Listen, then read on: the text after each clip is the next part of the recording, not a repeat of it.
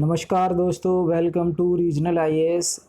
आज हम political science का ये हमारा पहला लेक्चर होगा जिसमें हम एक फाउंडेशन के तौर पर, बेसिक के तौर पर ये लेक्चर डिस्कस करेंगे जो कि आपके लिए काफ़ी यूज़फुल होगा, एक अंडरस्टैंडिंग बनाने के लिए, एक समझ विकसित करने के लिए।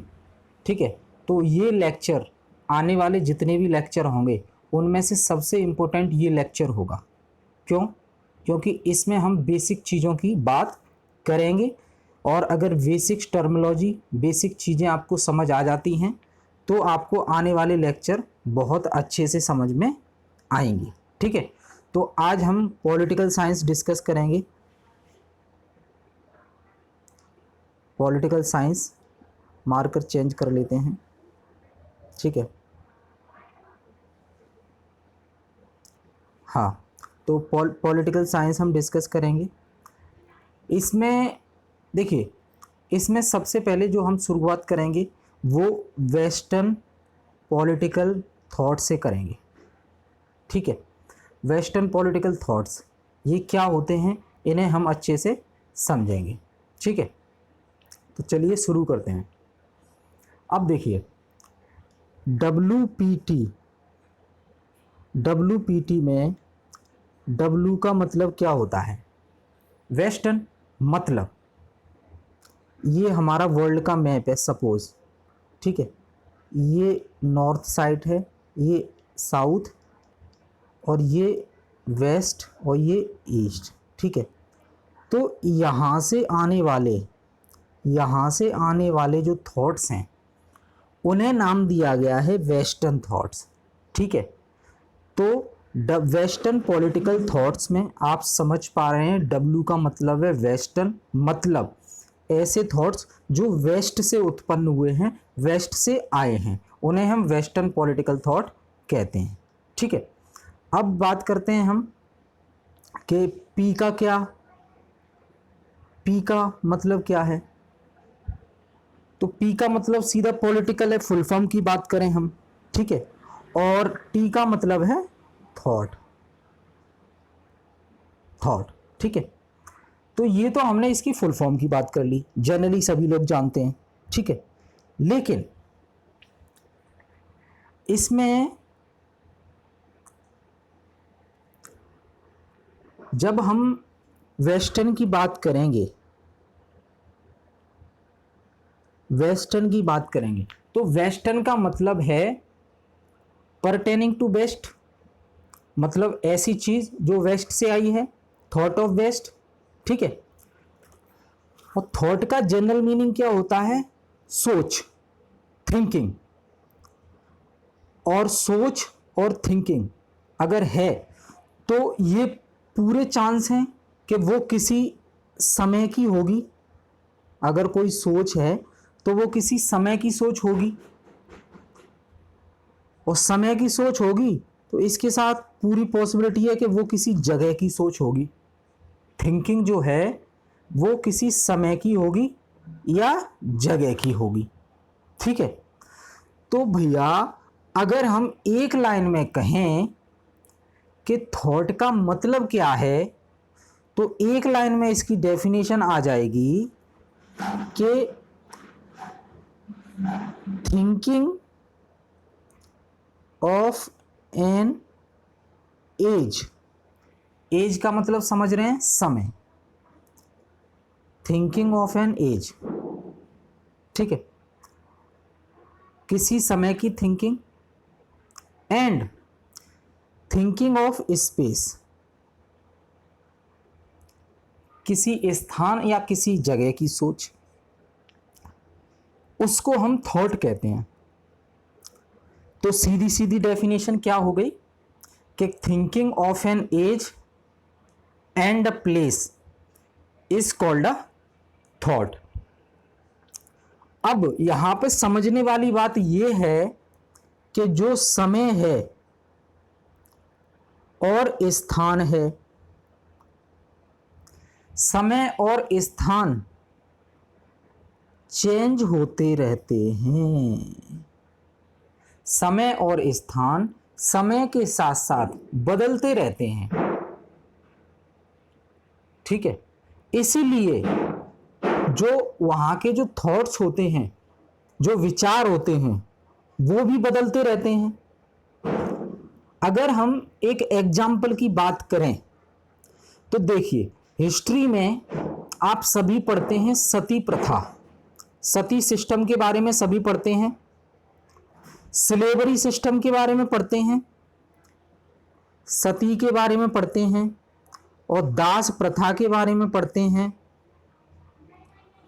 तो उस समय पर ये चीजें कॉमन थी, उस समय पर ये चीजें कॉमन थी। लेकिन धीरे धीरे समय बदला, लोगों की सोच बदली, लोगों की सोच बदली और ये जो कुरीतियां थी वो भी चेंज हो गई। आप राजा राम मोहन राय का नाम जानते हैं, राम मोहन राय। उन्होंने सती जो सिस्टम है उसको एबोलिश किया, स्लेवरी सिस्टम भी खत्म हो गई है, ठीक है। लेकिन उस समय पे ये नेचुरल थी, उस समय लोग ये मान लेते थे कि ये तो नेचुरल है, ये तो होना ही होना है। लेकिन धीरे धीरे समय बदला, इसके खिलाफ आवाज उठी और ये कुरीतियां खत्म हो गई। तो क्या हुआ भाई, समय के साथ लोग बदले, समय बदला तो वहां की कुरीतियां भी बदल गई, थॉट्स भी बदल गए, लोगों के विचार भी बदल गए। पहले लोगों के विचार क्या होते थे कि नहीं भैया, ये सती जो प्रथा है ना, ये तो हमारे खून में ही शामिल है, हमारी सोसाइटी का एक हिस्सा है। अगर पति मर जाएगा ना तो पत्नी को तो सती होना ही होना है। ये विचार थे, थॉट्स थे उस समय के। लेकिन समय के बदलते बदलते, समय के बदलते बदलते लोगों के विचार बदले, मतलब थॉट बदले, और थॉट बदले तो ये सिस्टम भी बदल गया। तो यही मैं डेफिनेशन के जरिए बताना चाह रहा हूं आपको कि thinking of an age, thinking of an age plus thinking of an place, किसी समय की और किसी जगह की एक जो सोच होती है, विचार होता है, उसे ही थॉट कहते हैं। और समय और स्थान बदलते रहते हैं, इसलिए थॉट भी बदलते रहते हैं। इसका एग्जाम्पल मैंने आपको दिया, sati system, slavery system. Slavery system को लोग नेचुरल समझते थे कि भैया हम तो गरीब पैदा हुए हैं तो हमें तो स्लेव ही बनना है अमीर लोगों का, ये नेचुरल समझ बैठे थे। लेकिन समय बदला, विचार बदले, लोगों के दूर हुआ। चलो सब कुछ छोड़ो यार, अभी हाल ही का सिस्टम, हाल ही की ये न्यूज ले लेते हैं हम। आप जानते हैं ना, लिविंग रिलेशनशिप, लिविंग रिलेशनशिप को लोग गलत समझते थे। लेकिन सुप्रीम कोर्ट का जजमेंट आया, सुप्रीम कोर्ट का जजमेंट आया लिविंग रिलेशनशिप पे, सुप्रीम कोर्ट का जजमेंट आया और क्या हो गया, लीगल हो गया। यानी भैया समय के साथ लोगों की सोच बदली, समय के साथ लोगों की सोच बदली, निर्णय आए, सुप्रीम कोर्ट ने लीगल कर दिया, ठीक है। तो समझ आया ना। तो डेफिनेशन आप याद रखना, thinking of an age and space, thinking of an age and space, उसे ही हम थॉट कहते हैं। अब ये जो थॉट है ना, जो थॉट है वो भैया हो सकता है एंशिएंट का भी हो, एंशिएंट इंडिया, प्राचीन भारत का हो, प्राचीन समय का, मिडेवल का हो। स्पेलिंग आप देख लेना गाइस, ठीक है ना। ये टैब पर मुझे आदत नहीं है ज़्यादा, इसलिए मैं हो सकता है मिस्टेक हो जाए, स्पेलिंग आप देख लेना। बाकी मैं जो बोल रहा हूँ ना उस पर ध्यान दीजिए आप, ठीक है ना। देखिए मार्केट में स्टडी मटेरियल बहुत अवेलेबल है, लेकिन जो मेन चीज़ है ना वो है आपको कॉन्सेप्ट समझ में आना चाहिए। तो मेरी फर्स्ट प्रायोरिटी है कॉन्सेप्ट, ठीक है। स्टडी मटेरियल तो मार्केट में बहुत है, वो आप किसी भी टीचर के नोट्स पढ़ोगे ना, सबके अच्छे हैं, लेकिन बस वो कॉन्सेप्ट आपको समझ में आना चाहिए, ठीक है। तो हम बात कर रहे थे थॉट। थॉट देखिए, थॉट आपका एंशिएंट भी हो सकता है, मिडेवल भी हो सकता है और मॉडर्न भी हो सकता है। आधुनिक विचार मॉडर्न भी हो सकता है, और इसके साथ एक और जुड़ जाएगा, पोस्ट मॉडर्न, पोस्ट मॉडर्न भी हो सकता है। तो ancient, medieval, modern, post modern, ये थॉट होते हैं, हम पढ़ेंगे आगे, ठीक है।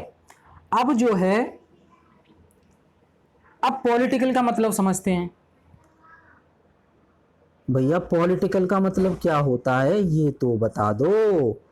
WPT में आपने वेस्टर्न का मतलब बता दिया, चलो सीख गए। थॉट्स का मतलब बता दिया, चलो सीख गए। अब भैया पॉलिटिकल का मतलब तो बताओ। तो गाइस पॉलिटिकल का मतलब होता है, देखिए एक वर्ड होता था पोलिस, एक मिनट,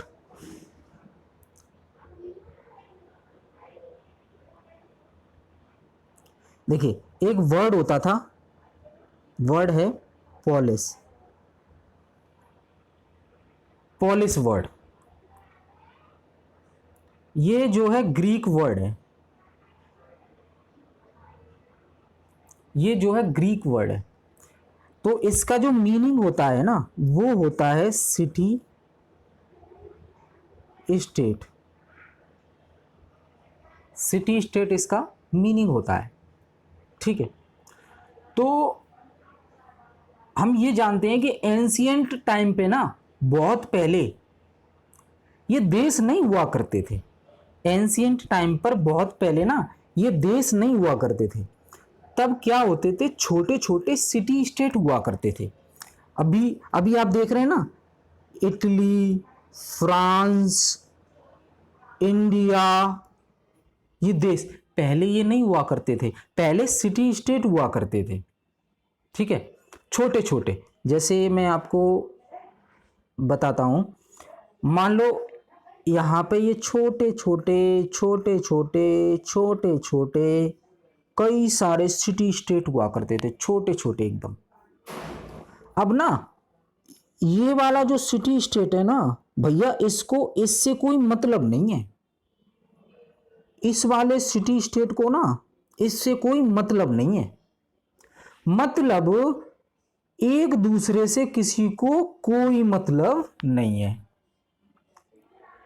ये जो सिटी स्टेट होते थे ना, ये आपस में खुद ही सेल्फ सफिशिएंट होते थे, सेल्फ सफिशिएंट होते थे, मतलब खुद में संपूर्ण। भाई खाना खाना है, खाना खुद बनाओ, खुद उसकी पैदावार करो। रोजगार करना है तो अपना सामान बेचो। बीमार हो गए, खुद ही सिटी स्टेट में लोग वैद्य होते थे, भैया जड़ी बूटी खा के ठीक हो जाओ। मनोरंजन करना है भैया आपस में कर लो। मतलब एक सिटी स्टेट को दूसरे से कोई मतलब नहीं है। ये इन्हें हम कहते थे सेल्फ सफिशिएंट सिटी स्टेट। एक दूसरे से कोई मतलब नहीं है। मान लीजिए हमें एक दूसरे से कोई मतलब नहीं है सोसाइटी में, तो हम क्या करेंगे, कोई अपनापन नहीं है उसके साथ, भैया हम तो लड़ाई झगड़ा करेंगे।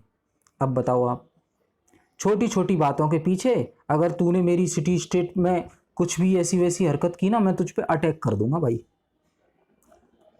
अगर तूने मेरे रिसोर्सेज जो मेरी सिटी स्टेट की बाउंड्री के अंदर अगर जनरेट हो रहे हैं ना भैया, अगर तूने उसको छूने की कोशिश की ना, अटैक कर दूंगा। समझ रहे हैं? तो ये छोटे छोटे सिटी स्टेट हुआ करते थे और ये एक दूसरे पर अटैक कर देते थे। क्यों? क्योंकि भैया एक दूसरे को किसी से कोई मतलब ही नहीं है। तो ऐसे इसे हम कहते थे उस समय स्टेट ऑफ नेचर। इस अवस्था को हम कहते थे state of nature. State of nature का मतलब है कि भाई ना कोई नियम है, ना कानून है, ना किसी को किसी से मतलब है, इनके ऊपर कोई कंट्रोल करने वाली कोई बॉडी नहीं है, कोई अथॉरिटी नहीं है। तो भैया ये चलते कैसे थे? खींचतान के चलते थे। लेकिन इसको एक टर्म में कहें तो इसको कहेंगे भैया जंगल राज। ये एक जंगल राज होता था, जहां पे एक दूसरे को किसी से कोई मतलब नहीं है। क्या होता था? जंगल राज। ठीक है। अब जंगल राज होता था, कोई नियम कानून नहीं होते थे, तो वहां की अवस्था के बारे में आपको पता लग गया। ठीक है। अभी के कंटेस्ट में अगर देखा जाए, अभी के कंटेस्ट में अगर देखा जाए तो स्टेट का मतलब क्या होता है वो जान लेते हैं। देखिए स्टेट, अब देखिए भैया, इसमें अगर कोई गवर्नमेंट है मतलब सरकार, वहां रहने वाले लोग हैं मतलब पॉपुलेशन, और उस क्षेत्र वो उसका एक टेरिटरी है। टेरिटरी मतलब निर्धारित क्षेत्र, टेरिटरी है, तो वो स्टेट है। अगर स्टेट में ये सारी चीजें हैं तो वो क्या कहलाएगी? वो स्टेट कहलाएगी। ठीक है। गवर्नमेंट उसको कंट्रोल करने के लिए, पॉपुलेशन हो, टेरिटरी हो। ठीक है। अब बात करते हैं कि हमने जैसे कहा पहले छोटे छोटे सिटी स्टेट होते थे, छोटे छोटे सिटी स्टेट। ठीक है। इन सिटी स्टेट्स ने मिलकर एक स्टेट बना दिया। ठीक है। फिर स्टेट ने मिलकर एक नेशन बना दिया, नेशन बना दिया। ठीक है। जैसे सिटी स्टेट हो गए, छोटे छोटे स्टेट हो गए, और इन्होंने स्टेट्स ने मिलकर आपस में जो है नेशन बना दिया, जैसे कि इंडिया, चाइना। ठीक है ना। अब वो एक और कॉन्सेप्ट आता है नेशन के बाद, एक कॉन्सेप्ट आता है गाइस, सुप्रानेशन। सुप्रानेशन, सुप्रानेशन, सुप्रानेशन में क्या होता है कि कुछ देश मिलकर आपस में एक बड़ा नेशन बनाते हैं, बड़ा एक संस्था बनाते हैं, एक ऑर्गेनाइज्ड वे में वो आते हैं साथ में कुछ कामों को फुलफिल करने के लिए। जैसे जैसे आज के टाइम पे सुप्रानेशन का हम एग्जांपल लें तो वो हो जाएगा आपका, जैसे कि ईयू, जैसे कि ईयू। ठीक है। यूरोपियन यूनियन, यूरोपियन यूनियन में कई देश आते हैं, तो क्या हुआ, कई देशों ने अपने इंटरेस्ट को फुलफिल करने के लिए एक साथ आए वो, और उन्होंने अपनी सोवरेनिटी, सोवरेनिटी स्पेलिंग देख लेना आप, सोवरेनिटी वो क्या की? सैक्रिफाइस। उन्होंने अपनी सोवरेनिटी को सैक्रिफाइस करके, संप्रभुता को त्याग कर, पूरी तरह नहीं, कुछ हद तक उन्होंने त्यागा, क्योंकि जो यूरोपियन यूनियन डिसीजन लेगा वो उनको मानने पड़ेंगे। और सोवरेनिटी का कॉन्सेप्ट क्या होता है कि हम तो इंडिपेंडेंट हैं, इंटरनल एक्सटर्नल जो भी डिसीजन हमें लेने हैं उसमें कोई बाहर का व्यक्ति दखल नहीं दे सकता। लेकिन यूरोपियन यूनियन तो आपको रेगुलेट करेगा, तो कहीं ना कहीं आपकी सोवरेनिटी सैक्रिफाइस हुई कि नहीं हुई? तो कुछ राष्ट्र अपनी सोवरेनिटी को सैक्रिफाइस करके कुछ हद तक सुप्रानेशन बनाते हैं, जैसे कि यूरोपियन यूनियन। और एग्जांपल ले लेते हैं सार्क, सार्क संस्था। ठीक है। तो to fulfil a interest of its own, अपने खुद के इंटरेस्ट को फुलफिल करने के लिए ये लोग साथ में आते हैं। ठीक है। अब चलो ये मान लिया, अब भाई साहब आप ये बता दो, सीधी सीधी भाषा में बता दो, पॉलिटिकल का मतलब क्या होता है। ये सारी चीजें हमने डिस्कस कर ली आराम से। तो पॉलिटिकल का मतलब होता है सीधा सीधा, ये एक आइडिया है, ये एक आइडिया है। ठीक है।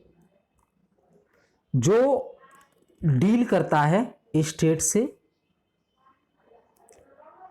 और गवर्नेंस से।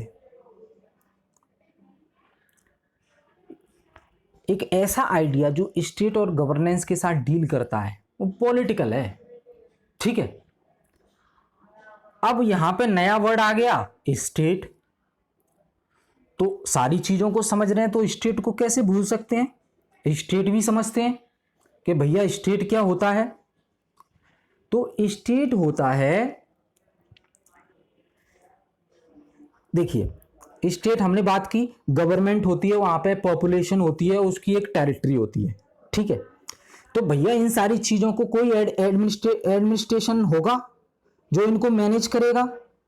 तो सीधी सीधी भाषा में बात करें तो अगर हम थिंकर्स और स्कॉलर्स के हिसाब से बात करें तो वो क्या कहते हैं कि भैया जो स्टेट है ना आपकी, वो एक एडमिनिस्ट्रेटिव यूनिट है, प्रशासनिक इकाई है, वो एडमिनिस्ट्रेटिव यूनिट जो उसको रेगुलेट करेगी। आगे हम पढ़ेंगे कि एरिस्टोटल के बारे में हम पढ़ेंगे, अरस्तु के बारे में। तो अरस्तु क्या कहते हैं, अरस्तु क्या कहते हैं कि भैया ये जो स्टेट है ना, ये सेल्फ सफिशिएंट कम्युनिटी है, अपने आप में एक सेल्फ सफिशिएंट समुदाय है ये। ठीक है, ठीक वैसे ही जैसे पुराने समय में हमारे यहां सेल्फ सफिशिएंट विलेजेस हुआ करते थे, गांव हुआ करते थे। लेकिन अब गाली निकलती है, लेकिन इन ब्रिटिशर्स ने उन विलेजेस को बर्बाद कर दिया। कैसे बर्बाद कर दिया, रिसोर्सेस का एक्सप्लॉयटेशन करके, और यहां से पूरा मनी ले गए ब्रिटेन। तो भारत को सोने की चिड़िया कहा जाता था, लेकिन सोने की चिड़िया तो नहीं रही। क्यों? क्योंकि जो सेल्फ सफिशिएंट विलेजेस भी होते थे उनको भी उन्होंने बर्बाद कर दिया, उनके रिसोर्सेस को एक्सप्लॉइट कर दिया। ठीक है, तो हमेशा से जब से देश आजाद हुआ है, 1947 के बाद से, तब से हर सरकार की प्रायोरिटी क्या रहती है, ग्रामीण। क्योंकि जब तक गांव सेल्फ सफिशिएंट नहीं बनेंगे तब तक राष्ट्र सेल्फ सफिशिएंट और इंडिपेंडेंट और ग्लोबल लेवल पर उभर के कैसे आ पाएगा। तो आपने देखा होगा कि भारत सरकार कई सारी योजनाएं चलाती है गांव के लिए, गांव के डेवलपमेंट के लिए, गांव के लोगों के लिए। तो मोस्टली जो योजनाएं होती हैं, उन योजनाओं के या तो आगे ग्रामीण लगा होगा भैया, या पीछे ग्रामीण लगा होगा। ठीक है, प्रधानमंत्री ग्राम सड़क योजना। ठीक है, अभी तो डिजिटलाइज्ड जमाना है, अभी ग्राम सभा ऐप, किसान ऐप, किसानों को आधुनिक मंडियों से जोड़ने के लिए ऐप, डिजिटली चल रहा है सब। तो नो डाउट कि सरकार की प्राथमिकता रही है गांव शुरू से, लेकिन कुछ लेक ऑफ इम्प्लीमेंटेशन पॉलिसी, मतलब उनका इम्प्लीमेंटेशन, उन पॉलिसीज का इम्प्लीमेंटेशन सही से नहीं होने के कारण, उसमें लूप होल आने के कारण वो सुविधाएं लोगों तक नहीं पहुंच पाती हैं। इसलिए जिस मकसद से, जिस उद्देश्य से सरकारें स्कीम का अनाउंसमेंट करती हैं, उस उद्देश्य को पूरा नहीं हो पाता है due to lack of implementation. ठीक है, अब थ्योरी का मतलब समझ में आ गया आपको। तो थ्योरी का अगर सीधी भाषा में बात करें तो ये थ्योरी, सॉरी स्टेट की बात कर रहे हैं हम, सॉरी। तो स्टेट का मतलब समझ में आ गया आपको। स्टेट क्या है, एक एडमिनिस्ट्रेटिव यूनिट है, प्रशासनिक इकाई है। अरस्तू ने कहा है ये सेल्फ सफिशिएंट कम्युनिटी है। और स्टेट के कंपोनेंट कौन से हैं? गवर्नमेंट, पॉपुलेशन और टेरिटरी। गवर्नमेंट, पॉपुलेशन और टेरिटरी।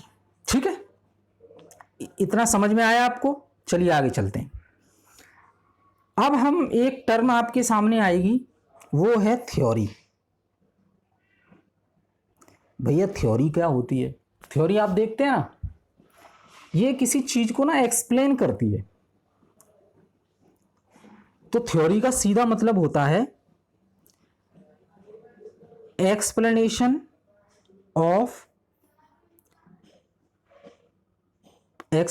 Of particular phenomena. ये आपका पॉलिटिकल भी हो सकता है और ये आपका सोशल भी हो सकता है। ठीक है, जैसे प्लेटो ने थ्योरी ऑफ एजुकेशन दी। अभी आगे पढ़ेंगे हम, अभी चिंता ना करें आप। जैसे प्लेटो ने थ्योरी ऑफ एजुकेशन दी। तो इसमें क्या कहा? इसमें कहा कि भैया लोगों को एजुकेशन इस हिसाब से देनी चाहिए, कुछ स्ट्रक्चरल फॉर्म में, एक प्रोसेस डिसाइड की थ्योरी के जरिए, कुछ एक्सप्लेन करना चाहा उसके माध्यम से। तो थ्योरी क्या है? एक एक्सप्लेनेशन है। ठीक है,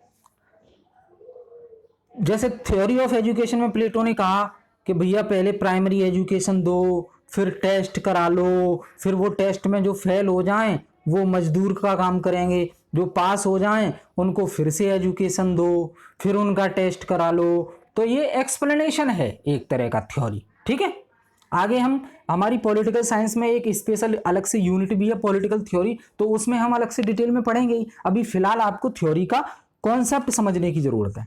ठीक है, तो अब हम बात करते हैं कि भैया वेस्टर्न पॉलिटिकल थॉट हम डिस्कस किया हमने बेसिक। तो अब आप मेरे साथ बोलिए, वेस्टर्न पॉलिटिकल थॉट ये एंशिएंट भी हो सकता है, मिडेवल भी हो सकता है, मॉडर्न भी हो सकता है, पोस्ट मॉडर्न भी हो सकता है।